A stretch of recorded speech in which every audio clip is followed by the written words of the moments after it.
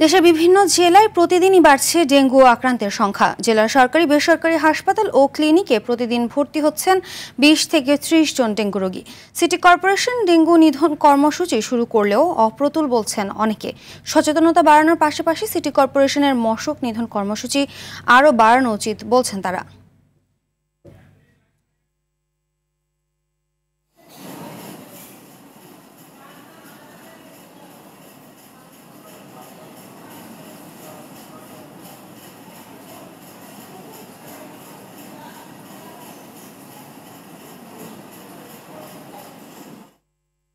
দর্শক, ডেঙ্গু পরিস্থিতির সবশেষ খবর জানাতে বরিশাল থেকে যুক্ত হচ্ছেন সহকর্মী আরিফুল ইসলাম।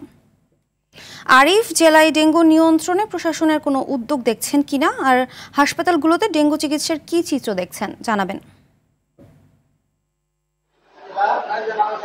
ফারহিনা, আপনি যে প্রশ্নগুলো করেছেন তার শেষ অংশ থেকে আগে বলি।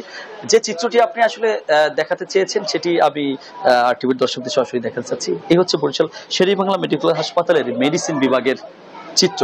অর্থাৎ এখানে যে পরিমাণে বেড রয়েছে তার চেয়ে রোগীর সংখ্যা অনেক বেশি, এবং মেঝেতে সিংহভাগ রোগী এখানে থাকছে, এবং এটি কিন্তু ডেঙ্গু কর্নারও এক ধরনের। কিন্তু এখানে যে মশারির ব্যবস্থা করবে কিংবা যেভাবে সচেতনভাবে থাকবে সেই সুযোগটি আসলে তারা করছে না। তার কারণ শয্যার চেয়ে রোগীর সংখ্যা অনেক অংশেই বেশি। একটু তথ্য জানাতে চাই, বরিশালে এ যাবৎকালে এখন পর্যন্ত 41 জনের মৃত্যুর সংবাদ আমাদের কাছে রয়েছে। বরিশাল বিভাগীয় স্বাস্থ্য অফিস থেকে এমনটি আমাদেরকে জানিয়েছেন।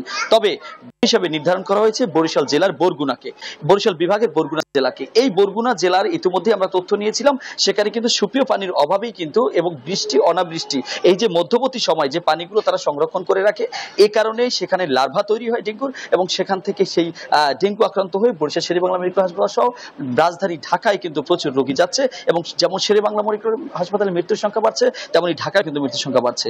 আমরা ইতিমধ্যে কথা বলেছিলাম, যেটি আসলে আজকে আরটিভির দর্শকরা দেখছেন, যে বরিশালে যে ডেঙ্গু পরিস্থিতি নিয়ন্ত্রণে কি করণীয় দরকার। তবে এখানে সর্বশেষ পরিস্থিতিটি একটু আপনাকে জানিয়ে রাখি, যে আমাদের কাছে হাসপাতাল কর্তৃপক্ষ এবং স্বাস্থ্য অধিদপ্তর বারবারই বলে যাচ্ছেন যে রোগী কিন্তু হাসপাতালে আসছে একদম 11th আওয়ারে, অর্থাৎ সর্বশেষ সময়, যে সময় আসলে রোগীর সেই পরিমাণে চিকিৎসা দিবে, সেই চিকিৎসা তারা দিতে পারছে না। ফলে 24 ঘন্টার মধ্যেই কিন্তু মৃত্যুর ঝুঁকি বাড়ছে, এবং মৃত্যুর মুখে তারা ঢলেও পড়ছে। আরেকটি তথ্য আমরা জানিয়ে রাখি, বরিশাল শের-ই-বাংলা মেডিকেল হাসপাতালের গোটা পরিস্থিতি যদি আমরা একটু লক্ষ্য করি, তাহলে আমরা জানাতে পারবো যে শের-ই-বাংলা মেডিকেল হাসপাতালের যে পরিচালক, তিনি আমাদেরকে বলেছেন ইতিমধ্যেই বরিশালে আইসিইউ এবং সিসিইউর যে অবস্থাটি, সেটি কিন্তু পরিবর্তন তারা করে যাচ্ছে, এবং এই কারণে তারা বলছে যে আসলে আমাদের জনবল তাদের সংকট রয়েছে, কিন্তু আইসিইউ এবং সিসিইউর বর্তমান অবস্থা কিন্তু খুবই ভালো। তারা বারবারই বলে যাচ্ছেন ডেঙ্গু পরিস্থিতি অবনতি হলে খুব দ্রুত সময়ের মধ্যে রোগীকে হাসপাতাল আসতে হবে এবং চিকিৎসকের পরামর্শ নিতে হবে। শেষ করবো তার আগে জানিয়ে রাখি, ইতিমধ্যে বরিশাল বিভাগের স্বাস্থ্য অধিদপ্তরের তথ্য মতে প্রায় 18,000 ডেঙ্গু রোগী আক্রান্ত হয়েছে, এবং এর মধ্যে কিন্তু 41 জনের মৃত্যু সংবাদ রয়েছে।